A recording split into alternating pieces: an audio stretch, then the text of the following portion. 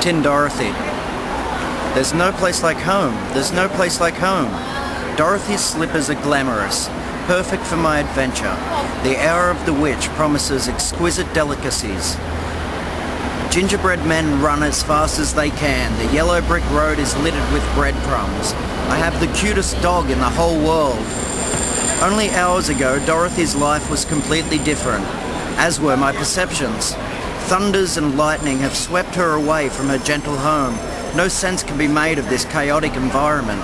What is it that we all seek from this wonderful wizard? Next to Dorothy in her pumpkin carriage is a tiny girl named Alice. I say tiny because that exactly is what she is. 4 inches tall. Dorothy can see her picking at something in her hands. Alice eats tiny little crumbs and begins to grow in erratic spurts. Once she has stopped eating, her height is that equal to my own. Have you seen the white rabbit? Alice is questioning. I have seen all that is needed to see, Dorothy responds. Have you needed to see the white rabbit? Alice ponders. No, I have not needed to see your white rabbit. Perhaps this wonderful wizard can tell you where it is. I, for one, am looking for a heart. Mine has been stolen, and this is why I share no sympathies with you. I am cold, and Alice is the chill in my lifeless blood. My heart was taken from me years before my days of sinning. That is why it has been so easy. Feelings of special moments relived through others. That is why I'm here. A castle begins to rise out of the horizon as we chase it. Luscious landscapes paint beautiful moments in my eyes. Colours from all our dimensions of thought smudging across the sky. The road slowly gets smoother. The yellow bricks merge into a seamless gold pathway. Alice and I lean out of the carriage just to get a better look. Our reflections on the ground glare back at us in amazement. A gaping hole sits within my chest. 2 guards patrol the front gate. Back and forth they strut their securities. The carriage comes to a standstill just next to the 2 gentlemen. Alice and I offer kisses in the wind. I pout my lips at one whilst Alice bats her eyes at the other. Getting in is going to be easy. Getting the wizard to perform his special tricks, now that could be difficult. Inside the castle is nothing. Enormous rooms occupied only by small spiders and their cobwebs. This place could do with a woman's touch. Alice and I scream in some rooms and giggle in others.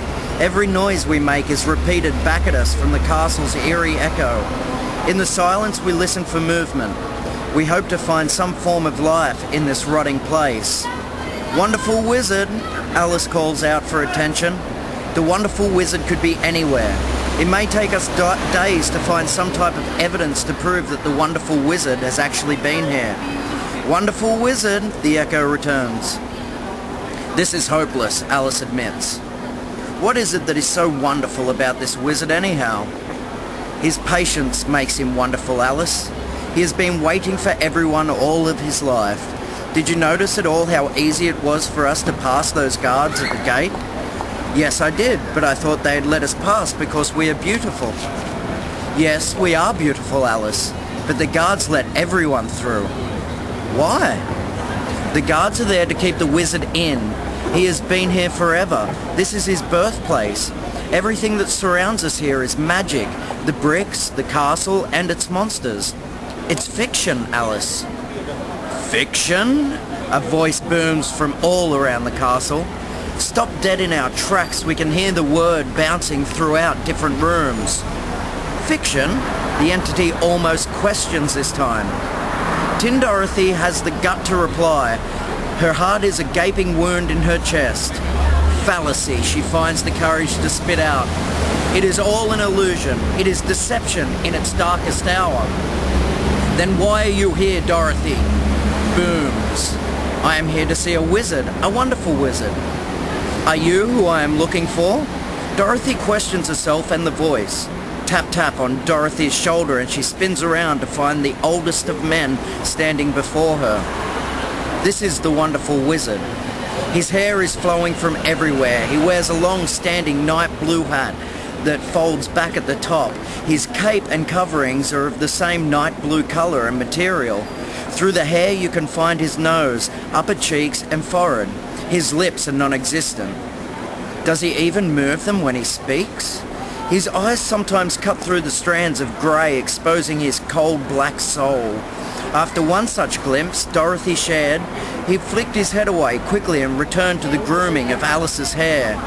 Her hair is powerful, the wizard talks to himself. It just happens to be that sometimes people listen. He runs his fingers down the length of Alice's blonde hair.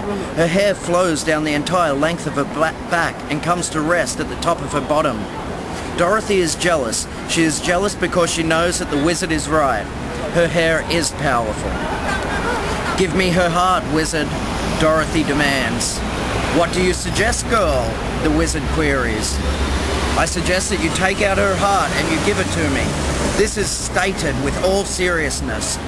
Take out her heart, wizard, and give it to me." The wizard thinks, "If I were to perform this task, what is in it for me?" "Look in your hands, wizard. Stop being so blind. I want her heart and you need her hair. Kill her and let us both bathe in our riches."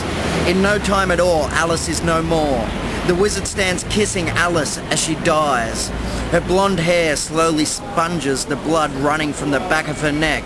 Red becomes all that Alice wears. With gentle ease, this wonderful wizard gently brushes Alice's hair away with his hands. When his hands are full and Alice is left scalped and bald, he runs off in no particular direction as fast as his elderly body will carry him. I am left with Alice. Dead and standing, Dorothy wonders if Alice has actually passed yet. Their eyes meet as Dorothy steps her way around to her back. Here she slowly unzips the dress that Alice is wearing. It opens all the way down to where her hair once sat. One shoulder and then the other, the dress begins to fall from Alice by itself. The top now hangs around her waist. Dorothy turns Alice around on the spot as she continues to stand of her own accord. Her breasts are now exposed. With Alice stripped half naked before her, Dorothy now realizes the gruesome outcome of her wishes. She looks down at her hands, jagged pieces of metal act as fingers, perfect for getting what she wants. Her arms are made of simple poles, hinges and screws, and with one great blow, her arm is thrown into Alice's chest. Grueling through the mess that is her chest, Dorothy comes across her grandest treasure, the heart. Dorothy now slams Alice's heart into her own cold chest, and warm blood begins to terrorize her armor. It races about slowly, turning Dorothy's sterile body into a creature with life. Flesh forms around her figure, and hair sprouts from her head. Blonde hair, just like that of poor sweet Alice. Dorothy takes hold of her new treasures with newly formed hands. Innocence sweeps over her body. She shivers and shakes her bones into her skin. On the ground lays Alice. No longer does she stand of her own accord. Blood pools around her body and her eyes stay wide as if to capture every moment of this theft. I am guilty.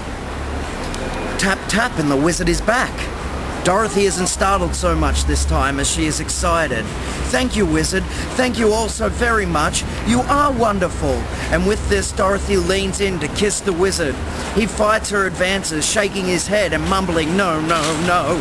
As she comes ever nearer, pouting her lips, she sweeps aside the hairs that cover his face, and with a nose, and in good time, she has found his lips. Kiss. Dorothy, with all of her beautifully powered hair and golden skin, her fancy dresses and beating heart, tomorrow will be the same as today. Cursed with the body of that witch, the wonderful wizard. With the kiss she has lifted the powers that had held him here for so many generations. Dorothy now plays the role of the wizard, whilst the wizard has run off into the world as the beautiful Dorothy. Simple kisses in the breeze won't persuade the guards enough for my release. They laugh at me when I try and tell them that I am actually just an innocent little girl. I am the wonderful wizard, and this is my miserable wonder.